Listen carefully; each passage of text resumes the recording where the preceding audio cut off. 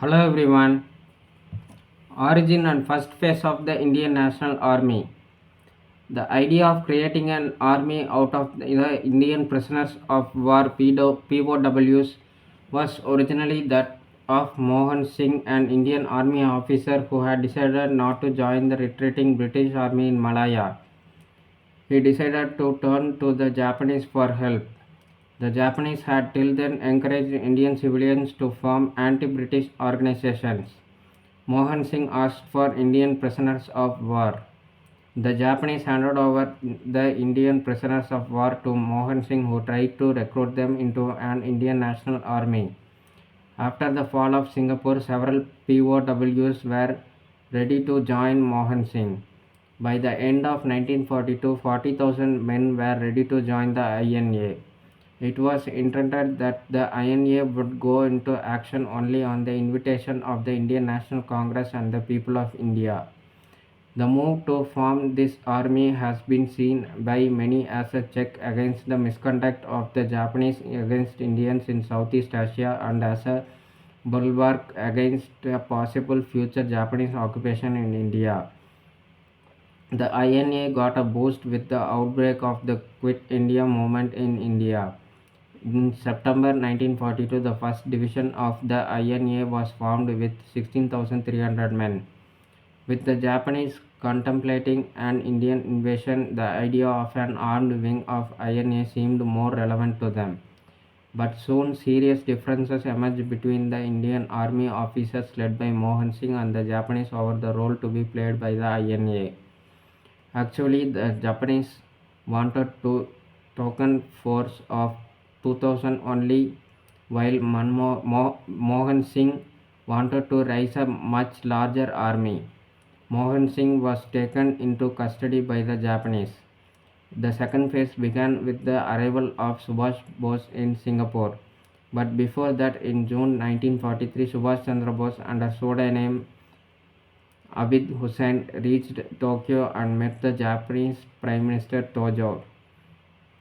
The role of Rashbehari Bose, another great freedom fighter, should also be acknowledged here. He had fled to Japan in 1915 following the failed revolutionary activities. In Japan, Rashbehari Bose eventually became a naturalized citizen. He made a lot of effort in getting the Japanese interested in the Indian independence movement. He became active in Pan-Asian circles, founded the Indian Club of Tokyo, and gave lectures on the evils of Western imperialism. Very early itself, he was impressed by Subhash Chandra Bose. When the Indian National Army was formed by Mohan Singh in Singapore, Rashbehari Bose was greatly excited and left Tokyo for Southeast Asia. It was at a conference in Bangkok, also under Japanese occupation at the time, that it was decided to place the INA under an Indian Independence League, whose chairman would be Rashbehari Bose himself. He had created the league in 1942 in Tokyo. When Subhash Bose was sought by the Japanese to lead the INA, he was ready for it. He went to Singapore and met Rashbehari Bose, and the latter happily transferred the control and leadership of the Indian Independence League and the INA to Subhash in July 1943. It must be noted that it was on the organizational spade work done by Rashbehari Bose that Subhash Bose could build up the Indian National Army. Subhash Bose became Supreme Commander of the INA on August 25. In February 1944, after a collapse of his lungs, Rashbehari's health steadily deteriorated and he died on January 21, 1945, aged 58. On October 21, 1943, Subhash Bose formed the Provisional Government for Free India at Singapore with H.C. Chatterjee Finance Portfolio, M.A. Iyer Broadcasting, Lakshmi Swaminathan Women Department, etc.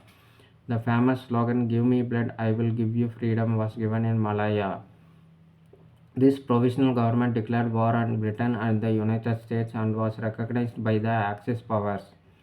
Recruits were trained and funds collected for the INA. A women's regiment called the Rani Jhansi Regiment was also formed. The INA headquarters was shifted to Rangoon in Burma in January 1944, and the army recruits were to march from there with the war cry Chalo Delhi on their lips. On November 6, 1943, Andaman and Nicobar Islands was given by the Japanese army to the INA. The islands were renamed as Shahid Dweep and Swaraj Deep respectively. On July 6, 1944, Subhash Bose addressed Mahatma Gandhi as Father of Nation from the Azad Hind Radio, the first person to call Gandhi Father of Nation. He asked for Gandhi's blessings for India's last war of independence. One INA battalion commanded by Shah Nawaz was allowed to accompany the Japanese army to the Indo-Burma front and participate in the Imphal campaign. However, the Indians received discriminatory treatment from the Japanese, which included being denied rations and arms and being made to do menial work for the Japanese units, and this disgusted and demoralized the INA units. The Azad Hind Force crossed the Burma border and stood on Indian soil on March 18, 1944. The INA units subsequently advanced up to Kohima and Imphal. On April 14, Colonel Malik of the Bahadur Group hoisted the INA flag for the first time on the Indian mainland at Moirang in Manipur, where the INA Memorial Complex stands today, to enthusiastic cries of Jai Hind and Netaji Zindabad. For 3 months, the INA carried out military administration duties at Moirang, but then the Allied forces reclaimed the territory.